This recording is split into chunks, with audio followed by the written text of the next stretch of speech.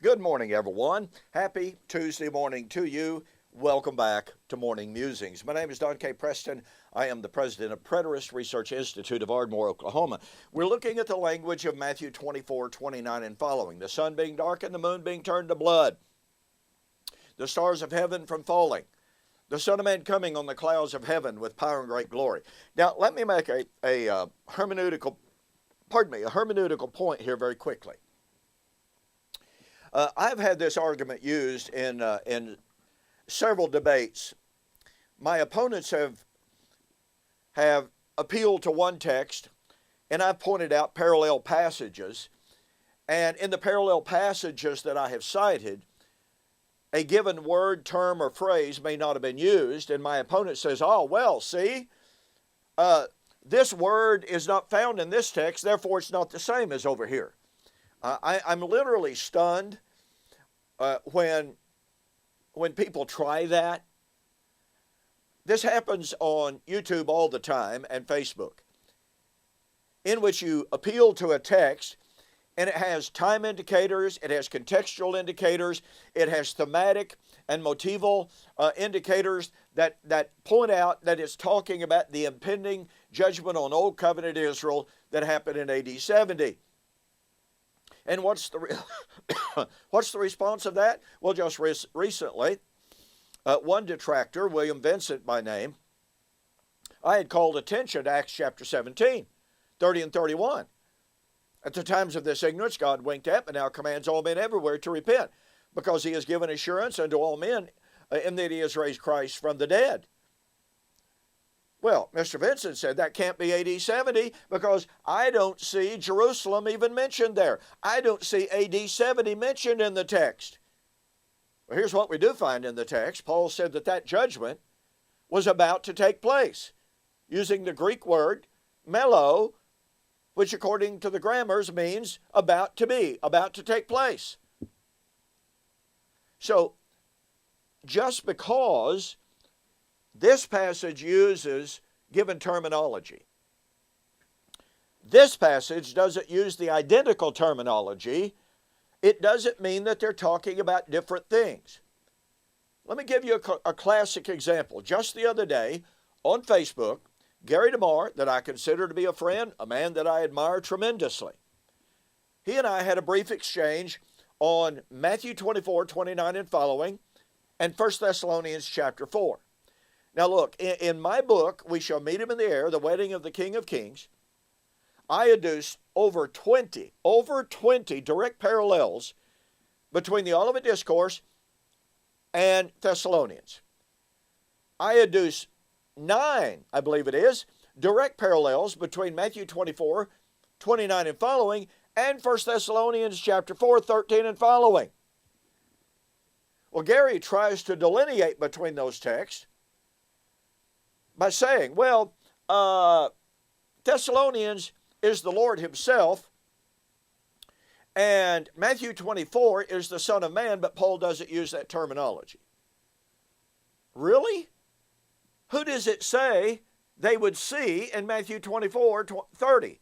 They will see the Son of Man coming on the clouds with power and great glory. Is that not the Lord? And I pointed out also this language of the Lord himself is common Hebraic expression of giving reassurance that it was God at work. Deuteronomy 31 is just one example that comes to mind right off the top of the head. Now my point of it is that when commentators, when Bible students try to delineate between passages, because this passage gives the following 5 tenets, this passage only gives 4, therefore they must be speaking of different events. I'm telling you what, folks, that is a fatally flawed hermeneutic. Now, to continue our examination of Isaiah 24, comparing it with Matthew 24. The reason I just gave that little discourse there is because I've had some people say, well, look, Don, in Isaiah 24, it doesn't talk about the coming of the Lord on the clouds of heaven.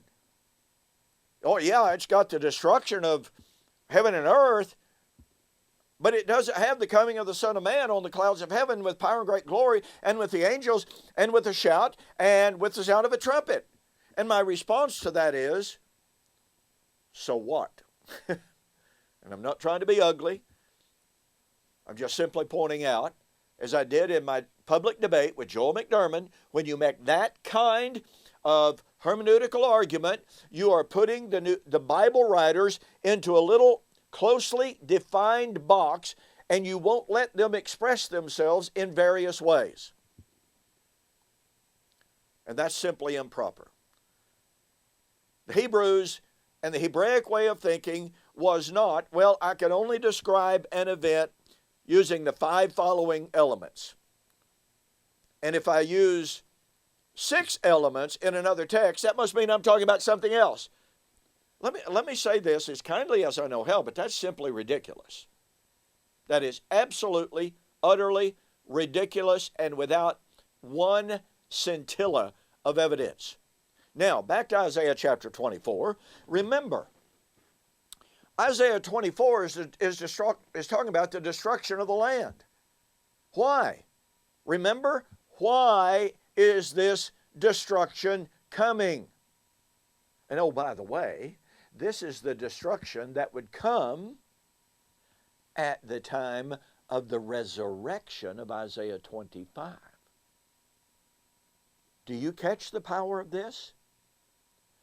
Isaiah 24 is the destruction of the heaven and earth that would occur at the time of the resurrection, but it's the destruction that would happen because, number one, they have broken the law. They've changed the ordinances. They violated the everlasting covenant. Now let me remind you once again that the parallel passage to this is Hosea chapter 8 and verse 1, in which the Lord said, they've broken my laws, they violated my covenant. Well, what covenant had Israel violated? You can't go to Hosea and you can't go to Isaiah and lift them out of their historical context. That's improper. What was the law? What were the ordinances? What was the everlasting covenant in the Hebraic mindset? Folks, it was not the gospel of Jesus Christ. Oh, and by the way, let me reiterate this.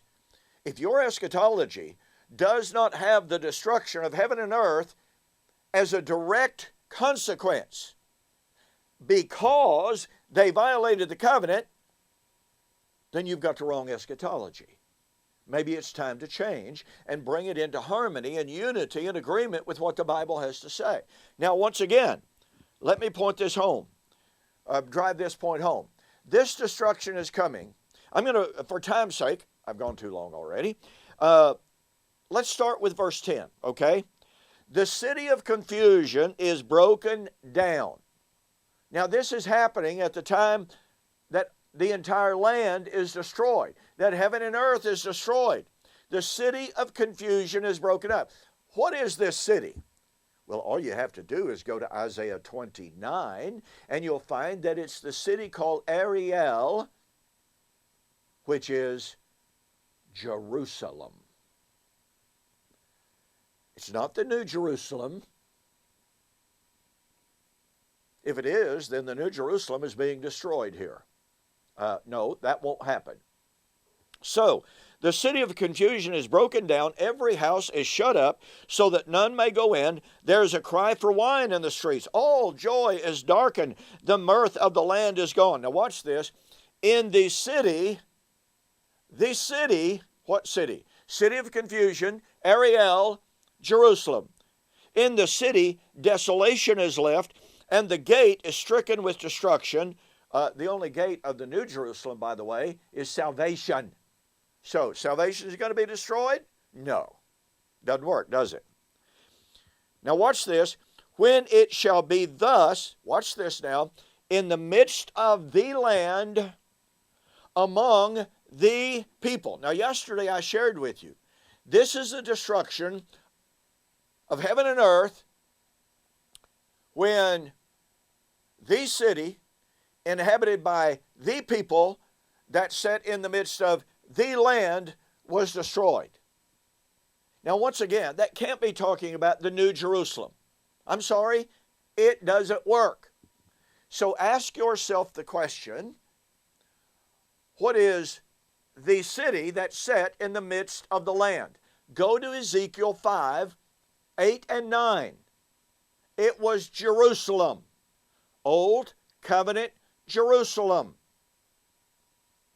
So here is the destruction of heaven and earth at the time of the destruction of Old Covenant Jerusalem. The city inhabited by the people who dwelt in the city that sat in the midst of the land. I'm sorry, folks, no other city qualifies. No other people qualifies.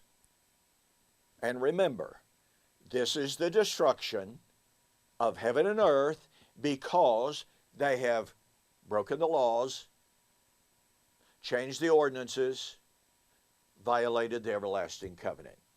That cannot refer to the destruction of the church at some so-called end of time. Now here's what this means. If this passage is talking about the destruction of material, physical, heaven and earth at some imaginary end of time, then it means that heaven and earth will pass away in the future as a result of Israel's violation of the law of Moses. Yet remember, we are told repeatedly by our former preterist adversaries that the law of Moses passed away at the cross. Well, folks, if the law of Moses passed away at the cross, then this prophecy of Isaiah 24 either failed, nope, it didn't, or number two, it was fulfilled. But if Isaiah 24 was fulfilled, then heaven and earth has passed away. Oh, and the resurrection is fulfilled, and we're living in the new covenant, heaven and earth. And we've got more on that. So I'll see you on the flip side.